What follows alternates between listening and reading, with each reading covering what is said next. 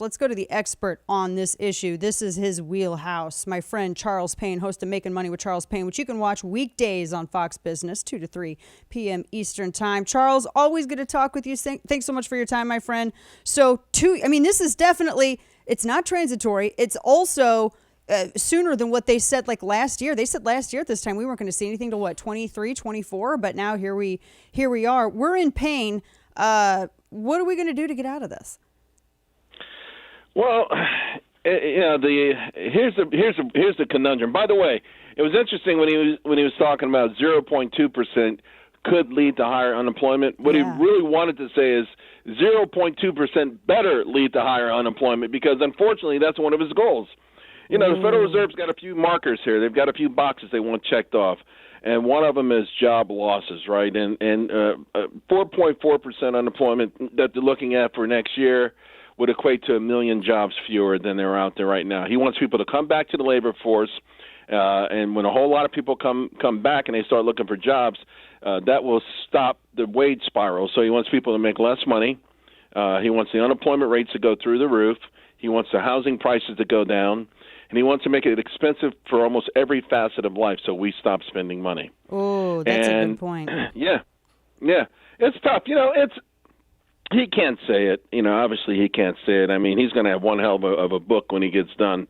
But while he's fed chair, he can't say it. But he's fighting this really hellish fight against all of the money that was printed and given out last year by President Biden. Yeah, that America Rescue Plan. It's the American and everything else. It was $5 trillion total. Yeah. We pay people this country pay people more money, much more money not to work. And every plan, you should see all the plans out there. It's just one plan after another, after another, after another.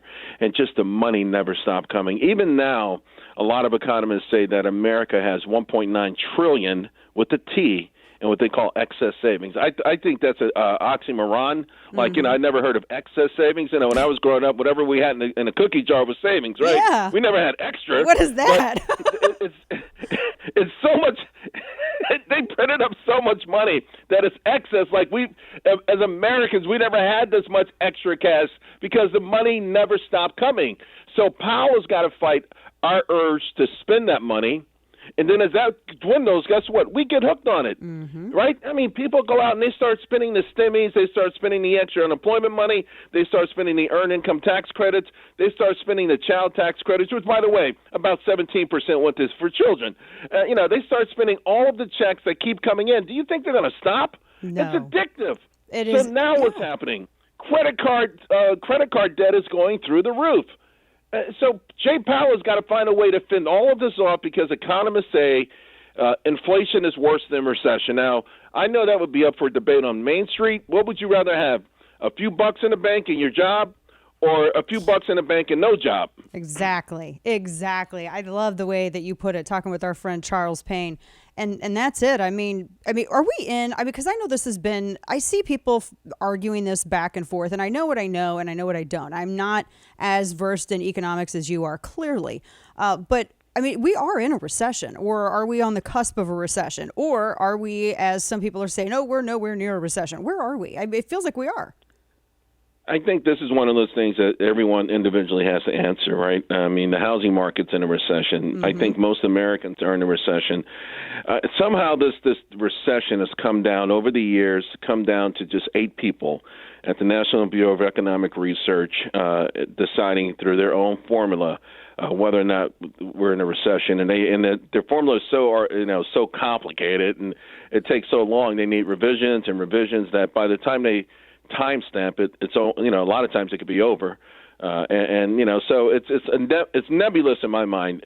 And I tell you, when I first started becoming really curious about them was when Clinton was president, and it's so weird because I just noticed that the timestamp on recession was a little bit different than it was I'd seen it before. And so I've actually done work into the 8 folks who are in charge right now, and you've got a lot of left-leaning people who are into things like public economics. In other words, how government should be more involved in government and, helping individuals. New Keynesians like Janet Yellen, And Janet Yellen's whole idea is like, by the way, I got an advanced copy of her book, so I'm going to try and read it over the weekend. But I've already done so much research on her, though, but I'm going to have the author on, and I'm going to be nice to him because I do like to have these conversations. By the way, this is the essential battle in America right now that no one's talking about. But it is the battle, and there's a big group of people who have for years believed that free money is the answer. Yeah. They've put it in work in real life, and we're seeing what's happening in real life. They're not being called out on it, right? The destructive nature of it, because that's what we're seeing. And again, this is what Jay Powell is saying, that all of this free money is a lot more destructive than if we hadn't had it at all. Because here's the thing: if you make $1,000 a week, Dana, and then all of a sudden you're making $1,200 a week. Before, when you went in the store, let's just say you came out with eight bags, and now you're only coming out with 6 bags. Are you really ahead? No. Yeah. So it doesn't matter how much money you make if it doesn't go far enough to feed your family or to heat your home. So that's the battle we're in right now. You've got a handful of folks. The majority of them, there's only one person on that out of the 8 that I think is a conservative. He actually was for the Reagan tax cuts. But all the rest of them are left-leaning. So I'm not sure I care or trust what the official definition is. Right. For years we were told it was back-to-back quarters of negative GDP growth. And here's the thing. The quarter that we're in now was as high as 2.6%, according to the estimates. It's down to 0.3%. So we could actually get 3 quarters in a row of negative GDP growth. Wow. And I would dare anyone with a straight face to tell anybody that that's not a recession. Wow. Oh, my gosh. Our friend Charles Payne, host of Making Money with Charles Payne, weekdays 2 to 3 p.m. Eastern on Fox Business. Last quick question for you, my friend. So this is are people just dumping stocks? How are they reacting to this? Because I'm looking at the stock market. I know it's been a little shaky.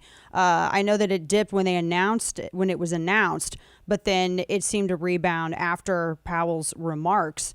What can you tell us about that? And I mean, I think everybody's just sort of freaking out at this point because between this and the ESG stuff, there is a storm on the horizon. Yeah, so I've been talking about ESG for 5 years. Yes, at least you have 5 years been. I've been warning folks. You were one of the first people talking about it. Here's the thing about the stock market right now. Here's the irony, and it's going to piss people off.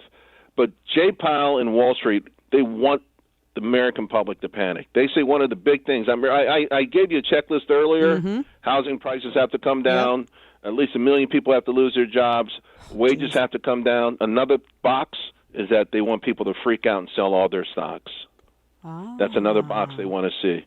I hope it doesn't happen. I don't like to see it happen because usually that's when, people are selling at the low. They regret it, particularly long-term investors. If you're a 35-year-old couple with 3 kids and you're trying to put money away for their college degree, you'll regret it, down the road. And not long. It won't take you 20 years to regret it. You can regret it in months or years. So, But that's one of the things Wall Street wants to see right now. They want to see a massive sell-off in the stock market. Let's not give it to them. Let's follow the whole spirit of Reddit with their subreddit of stonks. Let's do that. Our friend Charles Payne. You can watch him weekdays 2 to 3 p.m. Eastern on Fox Business and follow him CV Payne on Twitter. Charles, always appreciate your time and expertise, my friend. Thank you. Thanks a lot. See you soon. Of course. Yes, definitely.